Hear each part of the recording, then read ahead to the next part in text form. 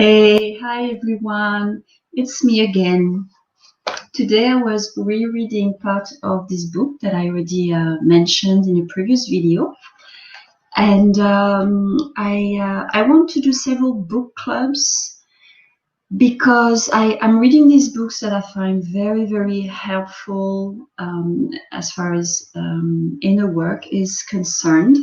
And I want to invite you to get your own books, read it, and discuss what resonates with you. So this book, The Shadow Effect by Deepak Chopra, Debbie Ford, and Marianne Williamson. I am going to quickly read what's on the back here.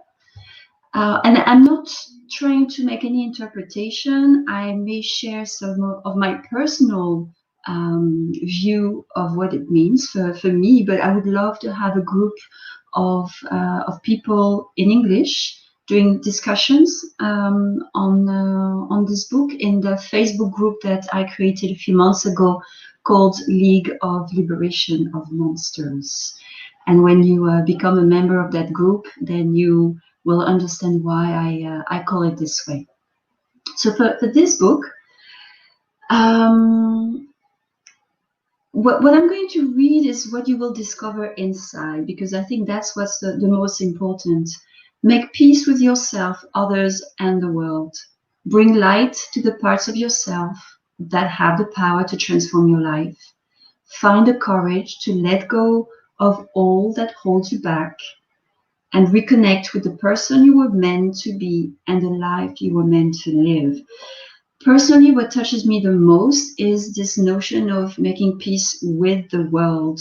I personally want to have peace in the world, and it comes through first peace with others, but also peace with myself.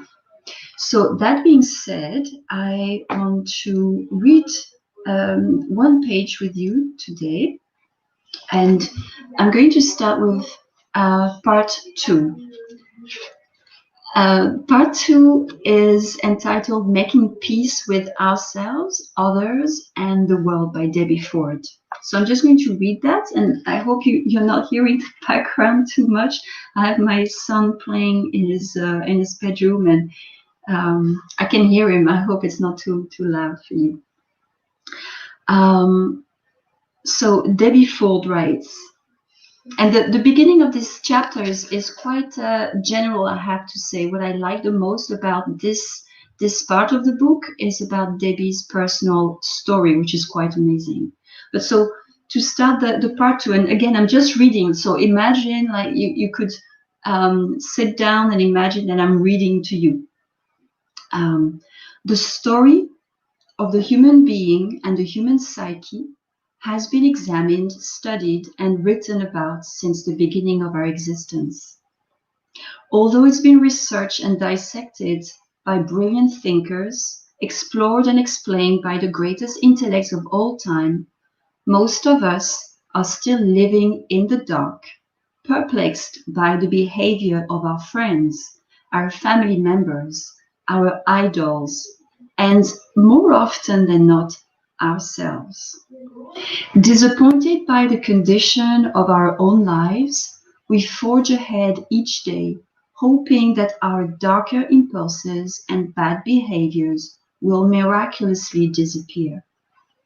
Hurt time and again by the flaws that we can't seem to shake free of, we silently pray that we will find the courage to give up our procrastination, our overspending, our chocolate, our resentments, or our sharp tongues. Yet we continue to succumb to our lower impulses, sabotage our own desires, and neglect our future. In an attempt to hide our discontent, we put on a happy face, muster our best everything's fine look, and continue acting out in ways that undermine our self-esteem and defeat our best laid plans. In the course of raising our children, chasing success, and struggling to put enough away for a vacation or retirement, answers to the very questions that will help us grow elude us. Our deeper yearning for self-understanding gets buried beneath the daily news, family issues, a health crisis, or a common cold.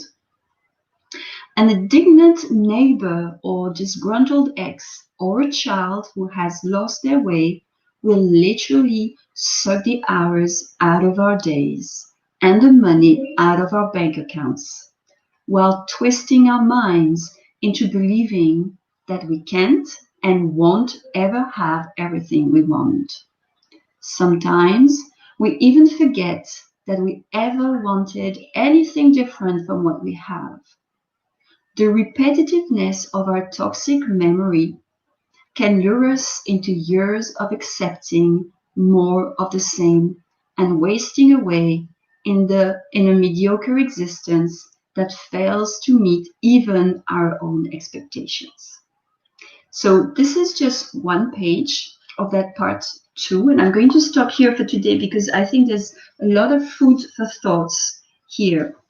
Personally, what touches me a lot in this page is the fact that indeed sometimes I'm puzzled by my own behavior and the behavior of friends, family members, and I do find it difficult sometimes to how can I say, to control my sharp tones.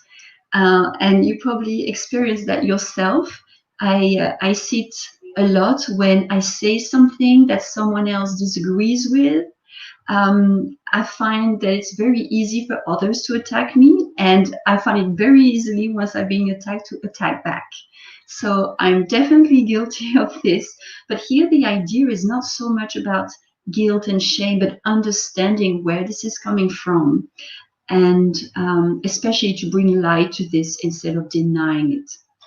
So this is it for today. This is all I'm going to read. Again, I would love to have a group of people interested in discussing the content of this book. But I'm also planning to have 2 other book clubs. So one on another book by Debbie Ford, The Dark Side of the Light Chasers, which I already mentioned in a previous video. And this one, I would also love to read a few parts of it and discuss it with you. The 5 Personality Patterns by Stephen Kessler. That's for the English. And in French, I don't have it here, but I'm also planning to have a French book club of this book in French. So if you want to if you're fluent in French, or if you want to practice your French at a high level, then join us. The English book clubs will take place in the Facebook group League of Liberation of Monsters, and the French one will take place in the Facebook group Les Tuyaux de Nathalie. That's it for today. I'm not sure when I'm going to do the other recordings. I might do this today again. I'll see. It's just that today I could not stop myself from sharing this with you. So this is it for today for this book. I might see you a little later for the other books, either today, this weekend, or early next week. Bye bye.